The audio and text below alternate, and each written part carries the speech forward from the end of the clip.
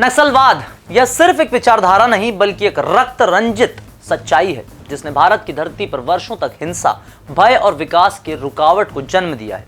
जंगलों की खामोशी में गूंजते बारूद के धमाके, मासूमों की चीखें और सुरक्षा बलों की शहादत, ये सब उस अंधे संघर्ष की कहानियां हैं जो अपने ही देश के खिलाफ चली और इस राह में चलते हुए बहुत सारे भ्रमित लोग, जिन्हें नक्सली संगठनों ने बहलाकर, जानकारी देकर, गलत जानकारियां देकर या अर्ध जानकारियां देकर सिक्के का एक पहलू दिखाकर अपने साथ जोड़ लिया। अंधभक्तों का कोई परचम तय नहीं होता, वो एक ऐसा चश्मा है जिसे कोई भी अपनी सोच की क्षमता को बाधित करने के लिए पहन सकता है और खुद को अंधभक्ति के अंधकार में रख सकता है, चाहे वह नक्सलवाद हो या किसी भी प्रकार का। लेकिन अब अंधेरे से रोशनी की ओर बढ़ने का वक्त है। छत्तीसगढ़ सरकार ने हाथ बढ़ाया है उम्मीद और पुनर्वास का। नक्सलवादी आत्मसमर्पण, पीड़ित राहत व पुनर्वास नीति 2025 के तहत हिंसा का मार्ग छोड़ने वालों को न सिर्फ जीवन की नई शुरुआत का अवसर दिया जा रहा है बल्कि मुख्यधारा से जोड़ने, सम्मान, आत्मनिर्भरता के साथ जीने का रास्ता भी दिखाया जा रहा है।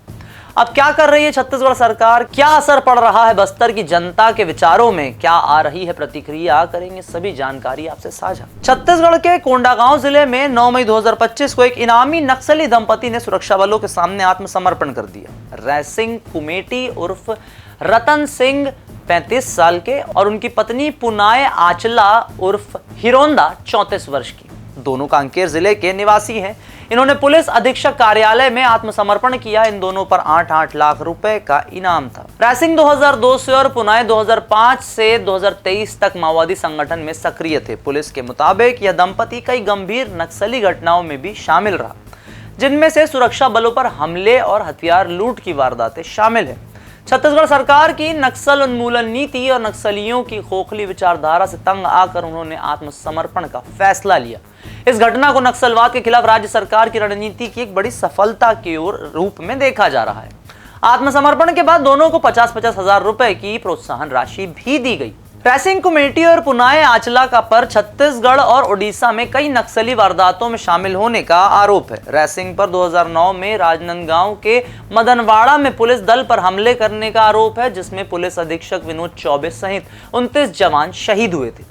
इसके अलावा 2011 में गरियाबंद जिले में अतिरिक्त पुलिस अधीक्षक राजेश पवार के काफिले पर हमले में 9 पुलिसकर्मियों की मौत हुई, जिसमें भी रैसिंग शामिल था। 2004 में ओडिशा के कोरापुट जिले में हथियार और कारतूस लूटने की घटना में भी उसका नाम शामिल था। पुनाय आचला भी कई नक्सली गतिविधियों में शामिल रही। दोनों के खिलाफ कांकेर, राजनांदगांव, धमतरी, गरियाबंद, कोंडागांव और ओडिशा में मामले दर्ज हैं। इन वारदातों ने क्षेत्र में हिंसा और डर का माहौल बनाए रखा था। छत्तीसगढ़ सरकार की नक्सलवादी आत्मसमर्पण, पीड़ित राहत व पुनर्वास नीति 2025 ने नक्सलियों को मुख्य धारा में लाने में अहम भूमिका निभाई है। इस नीति के तहत आत्मसमर्पण करने वाले नक्सलियों को 50,000 रुपए की प्रोत्साहन राशि, मुफ्त आवास, भोजन और 3 साल तक 10,000 रुपए मासिक सहायता दी जाती है। इसके अलावा कौशल परीक्षण, रोजगार और पीएम आवास योजना के तहत घर का लाभ भी मिलता है। अविवाहित नक्सलियों को शादी के लिए 1 लाख रुपए की मदद दी जाती है। नीति में नक्सल मुक्त गांवों के लिए 1 करोड़ रुपए के विकास कार्यों का प्रावधान भी रखा गया है। यह नीति नक्सल पीड़ितों को मुआवजा, शिक्षा और नौकरी के अवसर प्रदान करती है। 2024-25 में 1301 नक्सलियों ने आत्मसमर्पण किया, जो इस नीति की सफलता को साफ साफ दर्शा रहा है। नक्सलवाद के खात्मे के बाद छत्तीसगढ़ सरकार बस्तर और कोंडागांव जैसे क्षेत्रों को विकास का केंद्र बनाने की योजना बना रही है। मुख्यमंत्री विष्णुदेव साय ने कहा कि बस्तर अगले 10 सालों में पर्यटन और उद्योग का हब बनेगा।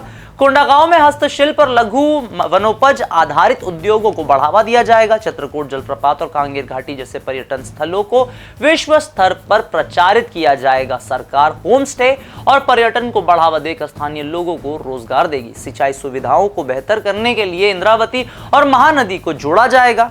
नियाद नल्लेनार योजना के तहत नक्सल मुक्त गांवों में 52 योजनाओं का लाभ पहुंचाया जा रहा है। सड़क, बिजली और मोबाइल कनेक्टिविटी बढ़ाने पर जोर है ताकि कोंडागांव और बस्तर आर्थिक और सामाजिक रूप से आत्मनिर्भर बन सके। तो ये थे नक्सलवाद को लेकर छत्तीसगढ़ से निकल कर आ रहे लेटेस्ट अपडेट्स। वीडियो पसंद आए तो लाइक करें, शेयर करें, चैनल को फॉलो, सब्सक्राइब करना ना भूलें।